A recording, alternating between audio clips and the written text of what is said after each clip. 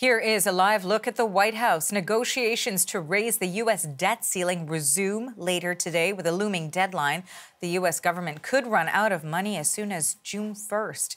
Democrats and Republicans are trying to make a deal to raise the amount of money the U.S. government can borrow or cut spending. If they don't, Washington could default on its debts, sending the economy into uncertainty.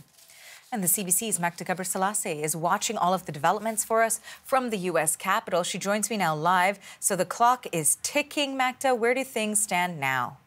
Well, at this point, there is still no deal. We know that yesterday when Biden and Kevin McCarthy met, they seemed to be a little more optimistic that a deal would be reached. But it was really left to the negotiating teams last night to keep working on this, and they did. And this morning, one of the Republican negotiators said they're still far from reaching an agreement. And this is all coming as the Treasury Secretary continues to repeat that the U.S. might not be able to pay its bills come June 1st unless the borrowing limit is increased.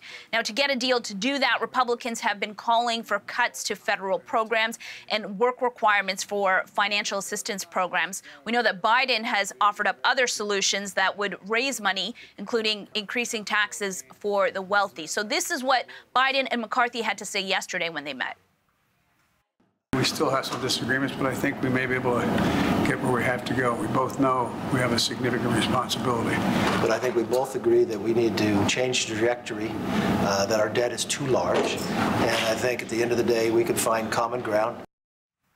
Now, even if a deal is reached, it won't be a quick process. There is a 3-day House rule that you have to keep in mind, and that allows representatives 3 days to look over any proposed legislation. And McCarthy was asked if he'd be willing to waive that rule.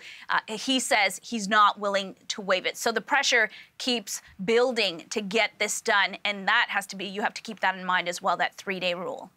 And so let's talk about what's at stake here for Americans, too. What would it mean for them if there's no deal by June 1st? Well, if the U.S. defaults on its debt, there are many people that will have to worry about whether their checks are going to be delayed or whether these checks will show up. So we're talking about federal workers, those in the military, seniors living on Social Security, families that rely on financial benefits as well after losing a loved one in the military. Teresa Jones is part of a Gold Star family. This is a family, these are families that have lost an immediate family member in the line of action. And Jones's husband was killed in a Navy chopper in 2013. So she's worried that the financial supports won't be there for the families. It would absolutely be an added burden in trying to figure out, okay, where is the mortgage, where are the funds for that going to come? Where are the grocery bills coming from? I'm frustrated for my family, for my Gold Star, friends, their families. I don't understand why this has to be so difficult. Now, if a deal isn't reached in time, it will only get more difficult, according to economists. If the U.S. defaults on its debt, there could be widespread job losses, a recession, and the financial markets could tumble. So every hour, every day that these negotiations continue will be watched closely. Arthi. Thanks for this. That is the CBC's Magda Gabriselassie in Washington.